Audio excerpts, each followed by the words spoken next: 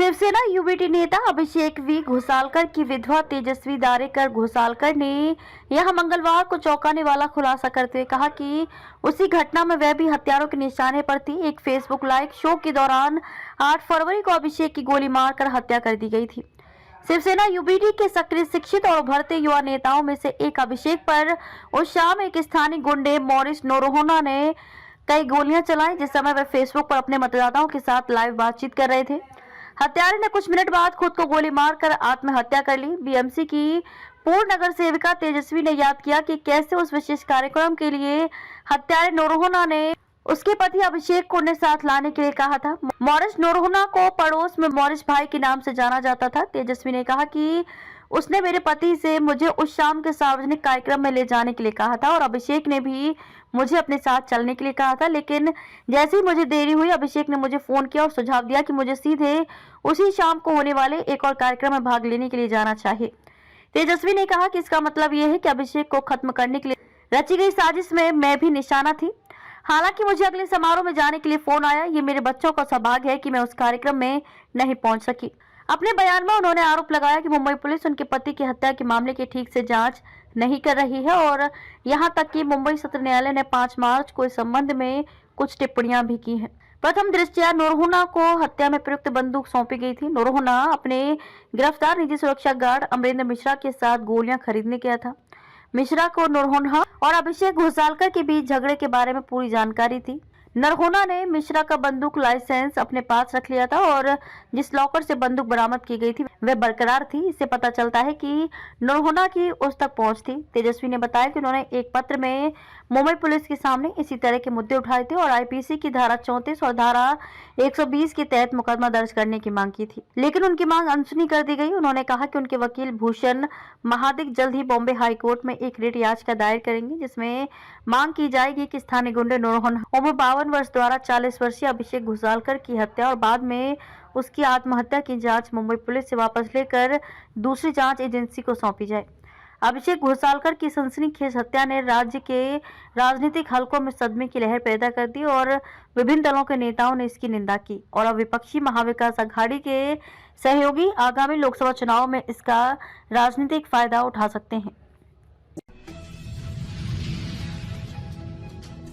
भाजपा उम्मीदवार पीयूष गोयल पहुंचे विधायक प्रवीण दरेकर के कार्यालय पर। एनडीए गठबंधन के भाजपा के उत्तर मुंबई लोकसभा उम्मीदवार केंद्रीय मंत्री पीयूष गोयल विधायक प्रवीण दरेकर के दहिसर पूर्व स्थित जनसंपर्क कार्यालय पर जाकर कार्यकर्ताओं से मुलाकात की। इस दौरान सांसद गोपाल शेट्टी, विधायक प्रवीण दरेकर और पीयूष गोयल के बीच करीब 30 मिनट तक चर्चा हुई। टिकट मिलने के बाद पहले दिन से ही मतदार संघ में घूम रहे हैं केंद्रीय मंत्री पीयूष गोयल ने कहा कि मागा ठाणे विधानसभा की जनता को जो वन विभाग की जो समस्या है उसे दूर करेंगे।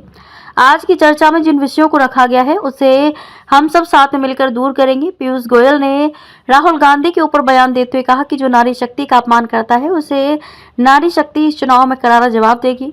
यहाँ की जनता ने नरेंद्र मोदी को एक बार फिर प्रधानमंत्री बनाने का ठान लिया है।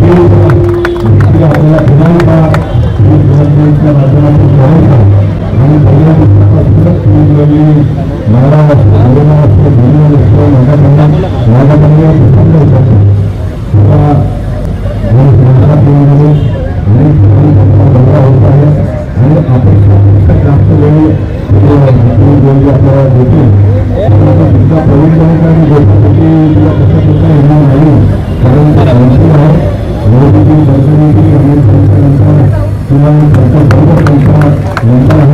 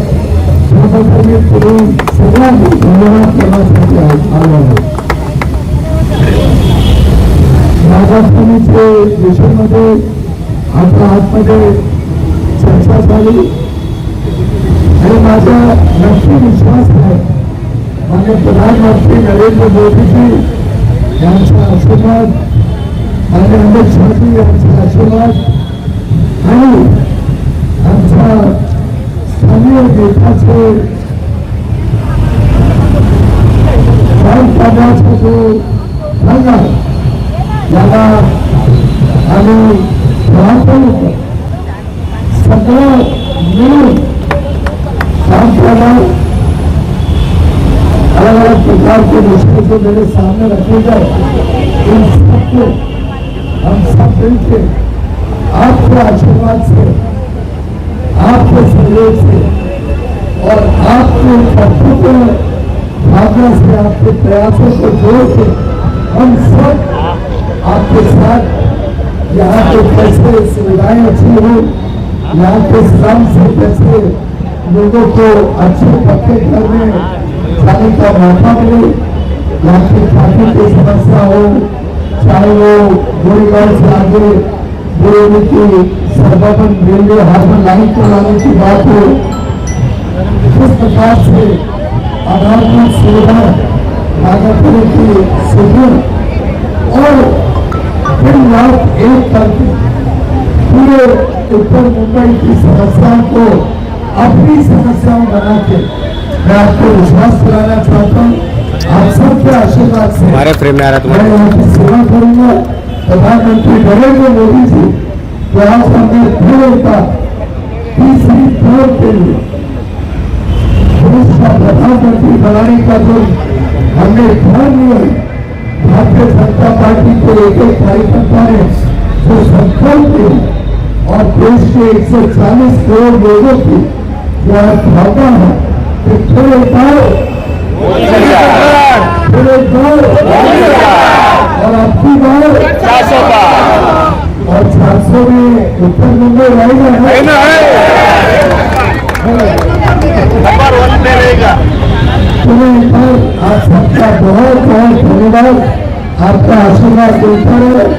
आपके आज के जोरदार स्वागत के लिए मैं तहे दिल से आपका आभारी हूँ और आपके साथ बात करने का मुझे नड्डा जी ने, फडणवीस जी ने जो सौभाग्य थे और जो प्यार और स्नेह और आप सब थे उसके लिए रुक जा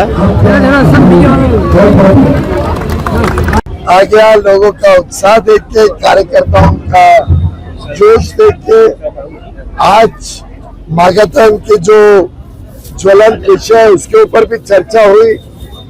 कार्यकर्ताओं का और स्थानीय नेताओं के साथ बहुत अच्छी वार्तालाप में जो यहाँ की समस्याएं, चाहे वो यातायात की हो, ट्रैवल की हो, चाहे वो मागाथन के स्लम्स की हो, जो वन विभाग के कारण समस्याएं हैं, मैं समझता हूँ यहाँ का प्रतिनिधि बनने पे मुझे मौका मिलेगा इनकी सेवा करने का और इनको इन समस्याओं का समाधान दिलाने का।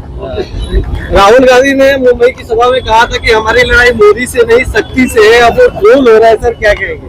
मैं समझता हूँ भारत में कोई एक व्यक्ति ऐसा नहीं होगा, 140 करोड़ लोग इस प्रकार के लगातार राहुल गांधी, शरद पवार, उद्धव ठाकरे, सभी इंडिया अलायंस के ये जो टूटी फूटी अलायंस के सदस्य हैं, इन सब की जो हिंदू विरोधी सोच है, सनातन विरोधी सोच है और जिस प्रकार से वो तुष्टीकरण की राजनीति कर रहे हैं, जिस प्रकार से माननीय बाला साहेब ठाकरे का अपमान कर रहे हैं, जिस प्रकार से वो भारत की अस्मिता के ऊपर लगातार वार कर रहे हैं, भारत का कोई नागरिक इसको सहन नहीं करेगा।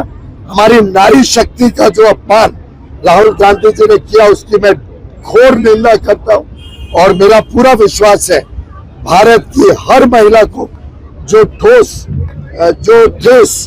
राहुल गांधी जी ने पहुंचाई है, जिस प्रकार से हमारी नारी शक्ति का अपमान किया है राहुल गांधी जी ने, वो आने वाले दिनों में राहुल जी को माफ नहीं करेंगे और एक करारा जवाब भारत की नारी शक्ति राहुल जी को इधर आओ, तुम अपने लगाने के लिए राज ठाकरे सध्या आम्ही सर भेटीसाठी दिल्लीत गेले आहेत आणि सुरुवात होली आहे. काय तुमची प्रतिक्रिया आहे? मला वाटतं या संदर्भामध्ये आमचे महाराष्ट्राचे नेते देवेंद्र फडणवीस साहेब यांनी शुभ संकेत काही दिवसापूर्वी दिलेच होते की राज ठाकरे साहेबांनी हिंदुत्वाची व्यापक भूमिका घेतल्याचं दिसतंय आणि जर पंतप्रधान नरेंद्र मोदी साहेबांच्या संकल्पनेतील विकसित भारत करण्यासाठी आणि हिंदुत्वाची भूमिका घेऊन राज ठाकरे साहेब सोबत येत असतील तर निश्चितच त्याचा आनंद होईल, त्याचं स्वागत होईल. कारण शेवटी या देशातील सगळ्या पक्षांचे नेते, चांगले पक्ष, जातीपातीच्या पलीकडे, पक्षाच्या पलीकडे जाऊन पंतप्रधान नरेंद्र मोदी साहेब व्हावेत यासाठी सगळ्यांची भूमिका आहे आणि तीच भूमिका जर राज ठाकरे साहेब घेत असतील तर निश्चितच त्यांचं स्वागत होईल. आता मला काय भेट आहे, कधी आहे भेट, मला कल्पना नाही, परंतु स्वागत करू आणि त्यामुळे निश्चितच महायुतीला पण ताकद मिळणार आहे. संजय राऊतने सांगितले आमच्या मतामध्ये फूट पाडण्याचा दिल्लीत प्रयत्न सुरू आहे. नाही, मला वाटतं संजय राऊतांनी केवळ पोपटपंचीच करत राहावं. बोलण्यापलीकडे संजय राऊतांकडे काही नाहीये. मुंबईच्या महाराष्ट्रातल्या कुठल्या इश्यूवर बोलत नाही. तोडफोड, द्वेष, टीका या पलीकडे संजय राऊत आणि उद्धव ठाकरे जात नाहीत. त्याच्यामुळे त्यांच्या या पोपटपंचीला आम्ही भीक घालत नाही. आठवले म्हणाले आहे की अजितदादाचा विस्तार झाला मग आमचे काही विकास झाला आहे त्याच्याबद्दल नाही, ते महायुतीचे आमचे घटक पक्ष आहेत. जे जे काय म्हणणं असेल ते आमच्या महायुतीत एकत्रितपणे प्रत्येकाचं शंका निरसन होईल, चांगला समन्वय आमचा राहील. राहुल गांधींनी सक्तीसोबत बोललेलं काय म्हणा? राहुल गांधीने सांगितलं की आमची लढत मोदी सोबत नाही, सक्ती सोबत आहे. नाही, मला वाटतं राहुल गांधी आता भ्रमिष्ट झालेले आहेत. आपण बघाल शिवाजी पार्कच्या सभेला पण प्रतिसाद मिळाला नाही. 12 गावचे 12 नेते येऊन सुद्धा गर्दी नव्हती. 2-2, 3-3 मिनिटासारखं लाईन टच भाषणं केली आणि त्याच्यामुळे वैफल्यग्रस्त राहुल गांधी झाले आणि त्यामुळे ते जसं मराठीत म्हणता भयाकतो तसं भयकल्यासारखे राहुल गांधी बोलून गेले.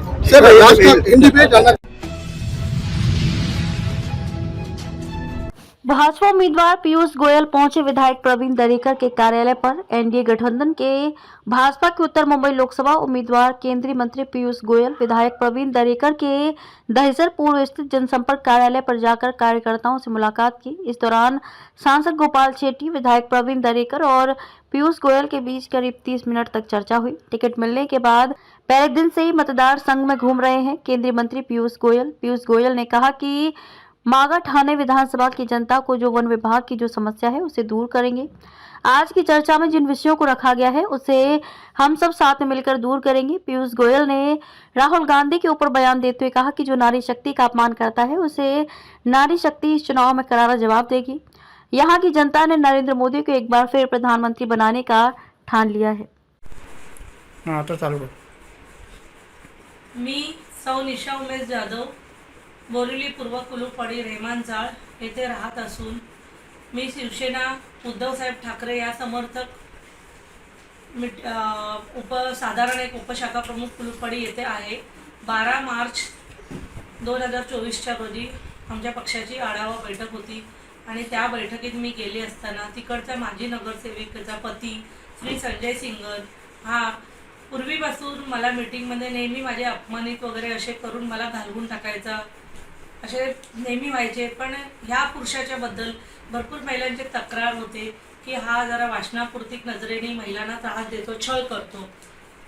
त्यामुळे मी दरवेळेला त्याला निग्लेक्ट करून द्यायची.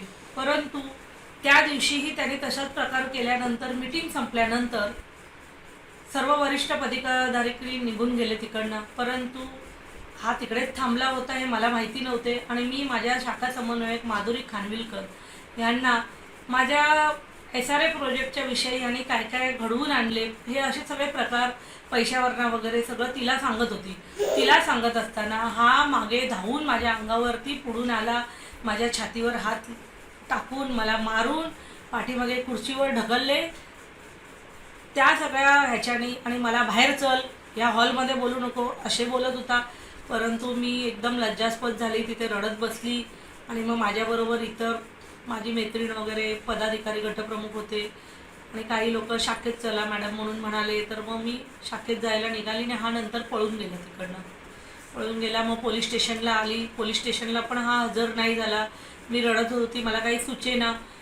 मी पोलीस स्टेशनला काही करायच्या आधीच ह्याचा शाखा प्रमुख ते सचिन मोरे यांनी येऊन मला धमकी दिली. मग त्या दिवशी रात्री मी घरी येऊन खूप शांतपणे विचार करून मला जे लज्जास्पद वाटले त्याच्यामध्ये मला खूप अपमानित आणि खूपच म्हणजे महिलेवर अत्याचार असे वाटून मी दुसऱ्या दिवशी येऊन ह्याच्यावरती पोलिसांना लेडीज कॉन्स्टेबल घेऊन 354 ही केस केली. त्यानंतर देखील हा माझ्या मार्गावरती लागून भरपूर माझ्या विरोधात काय काय पक्षाकडून वगैरे धमक्या देऊन काय काय कारनामे ह्याचे चालू. प्लीज मला देवेंद्र फडणवीस साहेब आणि शासनाकडून मला एक महिला म्हणून न्याय मिळण्यात यावे ही विनंती आणि आशा बाळगते.